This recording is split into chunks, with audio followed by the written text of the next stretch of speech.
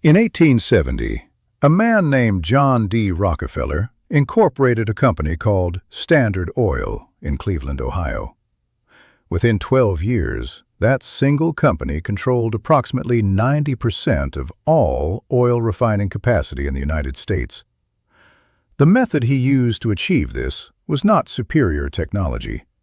It was not better products. It was a pricing strategy so ruthless, so mathematically precise, and so devastatingly effective that it would eventually force the United States Congress to rewrite the fundamental rules of commerce. That strategy is called predatory pricing. Sell below cost, absorb the losses, wait for your competitor to bleed to death financially, then raise prices once you are the only option remaining. 150 years later, this exact mechanism, refined, digitized, and scaled to planetary dimensions, is the core operational logic of the most valuable corporations on Earth. Amazon, Google, Uber, Meta. The names change, the method does not. And right now, regulators on 3 continents are staring at the same evidence, reaching the same conclusions, and struggling with the same question: whether the institutions designed to prevent monopoly have already been rendered obsolete by companies that learned Rockefeller's lesson better than the regulators learned theirs. What follows is not a history lesson. It is a forensic comparison, a side-by-side examination of monopoly construction techniques separated by 150 years, revealing a pattern so consistent that it functions less like a business strategy and more like a natural law. The evidence comes from 3 converging sources. The first is the antitrust case record. Specifically, the Department of Justice prosecution of Standard Oil concluded in 1911, the Federal Trade Commission's antitrust case against Amazon, filed in September of 2023, and the Department of Justice's monopoly case against Google, with initial rulings issued in 2024. The second source is financial disclosure data, the annual reports, earnings calls, and Securities and Exchange Commission filings of these companies, which contain admissions that most analysts overlook because they are buried in technical accounting language. The third source is internal corporate communications, emails, memoranda, and strategic planning documents that have surfaced through discovery processes in ongoing litigation, some of which have been partially unsealed by federal courts. The parallels between these eras are not metaphorical, they are structural. When the House Judiciary Subcommittee on Antitrust completed its investigation into digital markets in 2020, the final report, spanning 450 pages, explicitly invoked the Standard Oil precedent more than a dozen times. The chair of the subcommittee stated in the report's introduction that the digital economy had produced monopoly power comparable to that of the original oil and railroad trusts. This was not rhetoric. It was the conclusion of a 16-month investigation involving testimony from dozens of witnesses and the review of over 1 million internal documents from Apple, Amazon, Google, and Facebook. To understand why predatory pricing works and why it has remained essentially undetectable by regulatory frameworks for over a century, you need to understand what a competitive market is supposed to look like. Think of a market as an ecosystem. Multiple species compete for the same resources. Some are faster. Some are more efficient. Some are more adaptable. The competition itself benefits the environment. It drives innovation, reduces waste, and prevents any single species from consuming all available resources. In economics, this maps directly to consumer welfare. When multiple firms compete, prices tend toward the actual cost of production plus a reasonable profit margin. Quality increases because consumers can choose alternatives. Innovation accelerates because standing still means losing market share. The regulatory framework protecting this ecosystem in the United States has three pillars.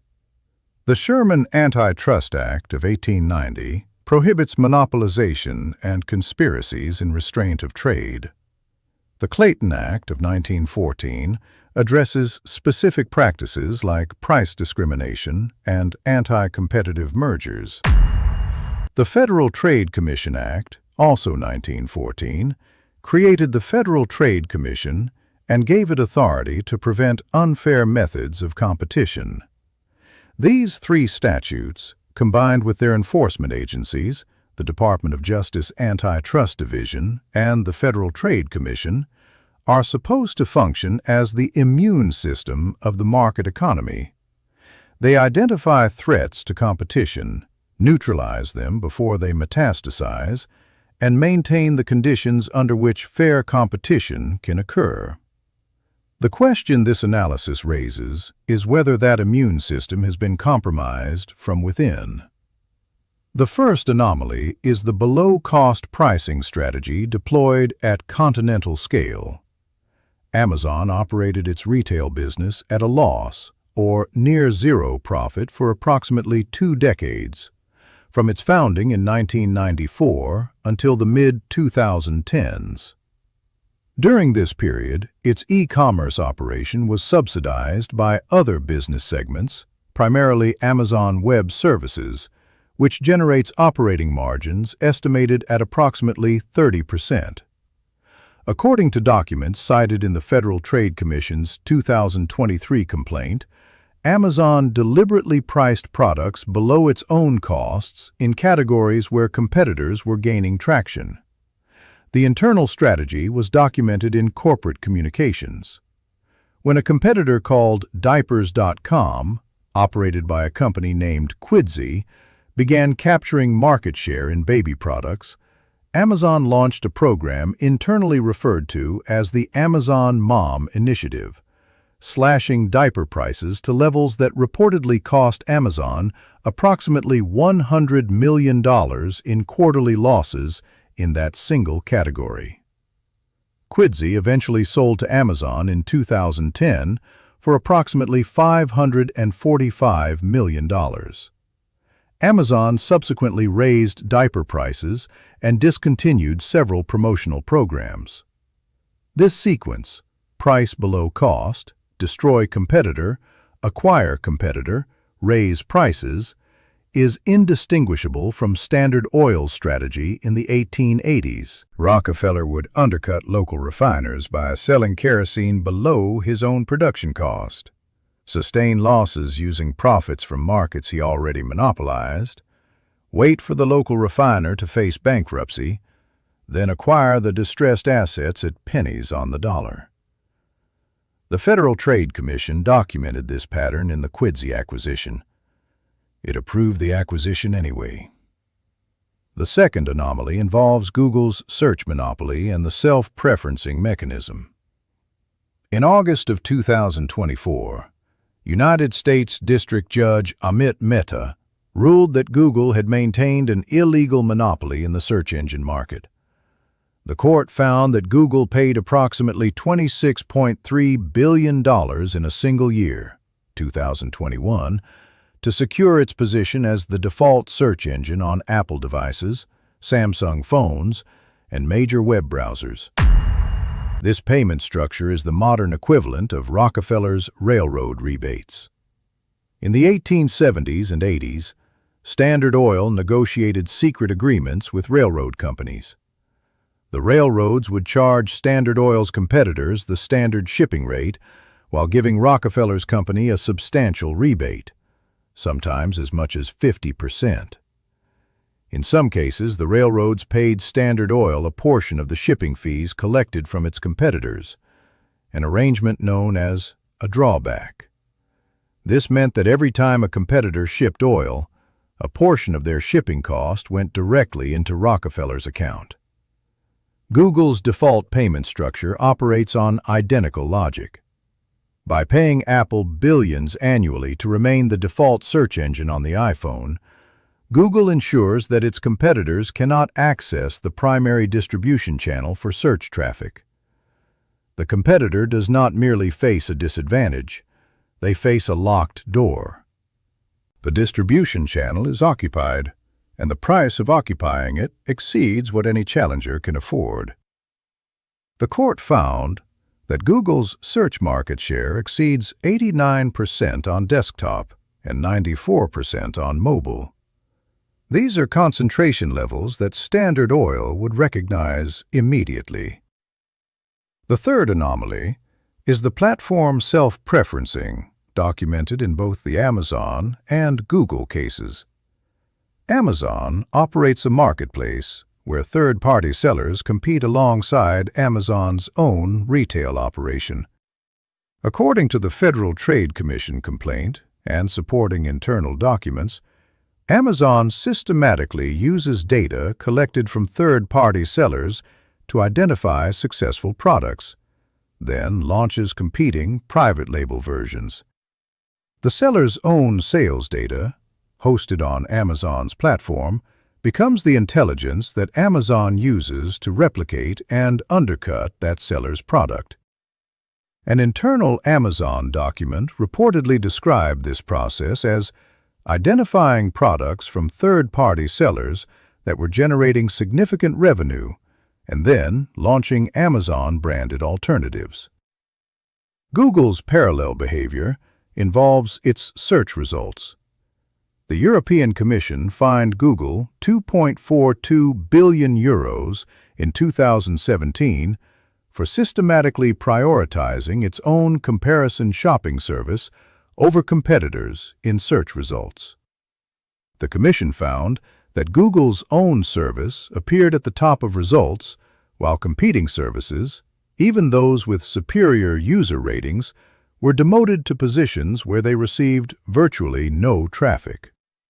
In both cases, the platform functions simultaneously as the arena and as a competitor within that arena. It sets the rules, referees the competition, and participates as a player, using information gathered in its role as referee to gain advantage in its role as player.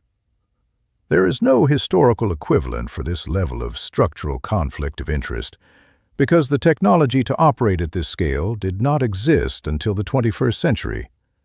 But the economic logic is identical to the railroad trusts of the Gilded Age, where the companies controlling transportation infrastructure used that control to favor their own industrial interests over those of competitors who depended on their rails. The fourth anomaly concerns the acquisition strategy as a competition elimination tool. Between 2000 and 2023, the 5 largest technology companies, Amazon, Apple, Google's parent company Alphabet, Meta, and Microsoft, completed over 800 acquisitions. The vast majority were approved by regulators without significant challenge. Facebook acquired Instagram in 2012 for approximately $1 billion. At the time, Instagram had roughly 30 million users and generated no revenue. Facebook's own internal communications, revealed during the Federal Trade Commission's antitrust litigation, showed that the company viewed Instagram as a competitive threat. An email from the chief executive stated that these companies could be very disruptive to the business if they grew to a large scale. The acquisition neutralized that threat. Instagram now generates advertising revenue estimated at over $20 billion annually. It did not become this valuable because Facebook improved it. It became this valuable because Facebook prevented it from becoming a competing platform. Google acquired YouTube in 2006 for $1.65 billion. It acquired DoubleClick in 2007 for $3.1 billion. It acquired Waze in 2013 for approximately $1 billion. Each acquisition eliminated a potential competitor while expanding Google's control over adjacent markets, video, advertising technology, and navigation data, respectively. This acquisition pattern mirrors Rockefeller's strategy of absorbing competitors rather than outcompeting them. Between 1870 and 1900, Standard Oil acquired or absorbed more than 100 competing refineries. The method was simple. Approach the competitor, offer to buy. If they refuse, initiate a price war. Wait for financial distress. Buy at a discount. The modern version replaces price wars with ecosystem lock-in, but the structural outcome is identical. The independent entity is absorbed, and the market becomes more concentrated. The fifth anomaly is the weaponization of data as a barrier to entry. Amazon processes information from hundreds of millions of customer transactions daily. Google processes over 8.5 billion search queries daily. This data creates a competitive advantage that is self-reinforcing. More users generate more data. More data improves the algorithm. A better algorithm attracts more users. This cycle, known in economics as a network effect, compounded by data network effects, creates a barrier to entry that no startup capital allocation can overcome. You cannot buy your way into a data set of this magnitude. You cannot build it without the users. You cannot attract without the data you do not have. The barrier is not financial. It is informational. And it is permanently widening. The sixth anomaly involves the political infrastructure these companies have constructed to insulate themselves from regulatory action. In 2023, the technology sector spent over $70 billion globally on lobbying and political contributions, according to estimates compiled from disclosure filings across multiple jurisdictions. Amazon, Google, Meta, Apple, and Microsoft collectively employ more lobbyists in Washington than any other industry sector. Their representatives sit on advisory boards at the Federal Trade Commission, the Department of Commerce, and the Office of the United States Trade Representative. Former senior officials from these regulatory agencies routinely join technology companies in executive or advisory roles, a practice known as the revolving door. This political infrastructure does not merely influence legislation. It shapes the conceptual framework through which regulators understand competition itself. The dominant analytical framework used in United States antitrust enforcement, the Consumer Welfare Standard, was developed in the 1970s and 80s by scholars affiliated with the Chicago School of Economics. Under this framework, monopoly power is only problematic if it results in higher prices for consumers. If a monopolist keeps prices low or offers services for free, as Google and Meta do, the Consumer Welfare Standard struggles to identify harm. This framework was not inevitable. It was a deliberate intellectual project funded significantly by corporate interests that replaced the earlier understanding of antitrust as a tool for preserving market structure and preventing concentrated economic power regardless of short-term price effects. Two explanations account for the regulatory paralysis. The first is institutional lag. Antitrust law was designed for an industrial economy. Its tools, merger review, price analysis, market share calculation, were built to evaluate steel companies and railroad trusts, not platform ecosystems with zero marginal cost and network effect dynamics. The Federal Trade Commission and Department of Justice are staffed by talented lawyers who are operating within a framework that was not designed for the problems they face. Under this interpretation, the failure is technical, not corrupt. The law simply has not caught up. The second explanation is regulatory capture. The companies being regulated have more resources, more data, and more sophisticated strategic planning than the agencies regulating them. They have shaped the academic framework through which their conduct is evaluated. They have hired the regulator's former staff. They have funded the think tanks that produce the policy papers that inform enforcement priorities. Under this interpretation, the regulators are not failing to see the monopoly. They have been structurally prevented from acting on what they see. The evidence trail runs through specific, accessible records.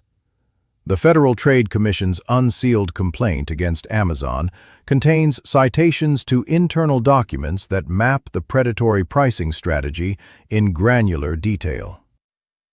Judge Mehta's ruling in the Google case contains findings of fact based on trial evidence, including internal communications about the purpose and effect of default agreements. European Commission decisions against Google in 2017, 2018, and 2019 contain detailed market analyses showing the self-preferencing mechanism in operation. Congressional investigation records, including deposition transcripts and document exhibits, are partially available through the House Judiciary Committee's public archive. The global response to this concentration has been fragmented and inconsistent. The European Commission has been the most aggressive regulator, imposing fines totaling over €8 billion on Google alone, across 3 separate cases. But these fines represent a fraction of Google's annual revenue, roughly equivalent to a few weeks of advertising income. They function as a cost of doing business rather than a deterrent. The European Union's Digital Markets Act, which took effect in 2023, attempts to address platform self-preferencing through structural rules rather than case-by-case enforcement. Its effectiveness remains unproven. China has pursued its own antitrust campaign against domestic technology giants, fining Alibaba $2.8 billion in 2021 and imposing restrictions on Tencent. But these actions appear motivated as much by political control over powerful private entities as by competition policy. Japan, South Korea, India, and Brazil have opened investigations, but lack the enforcement infrastructure to challenge companies with market capitalizations exceeding the gross domestic product of most nations. The International Monetary Fund and the World Bank have published reports acknowledging market concentration as a drag on global productivity and innovation. Neither institution has enforcement authority. They observe, they document, they recommend. The concentration deepens. What Standard Oil built in 30 years, Amazon and Google have built in 25, with one critical difference. Rockefeller controlled the flow of a physical commodity through physical infrastructure. His monopoly could be mapped, measured, and ultimately dismantled by a Supreme Court order in 1911 that broke Standard Oil into 34 separate companies. The modern technology monopolies control the flow of information through digital infrastructure that is simultaneously global, intangible, and deeply embedded in the daily functioning of billions of lives. Dismantling Standard Oil required separating refineries and pipelines. Dismantling Google's search monopoly would require separating an algorithm from the data that feeds it, a task for which no legal or technical framework currently exists. The monopoly playbook has survived not because regulators failed to learn from history. It has survived because each new generation of monopolists found a medium in which the old rules could not follow them, from oil to railroads to telecommunications to information itself. The pattern holds, the method endures. And the question that hangs over every regulatory proceeding, every antitrust filing, and every congressional hearing is not whether these companies have monopoly power. The courts have now confirmed that they do. but whether the institutions built to constrain that power in the age of steel and kerosene are capable of even comprehending its shape in the age of algorithms and data, let alone dismantling it before it becomes permanent.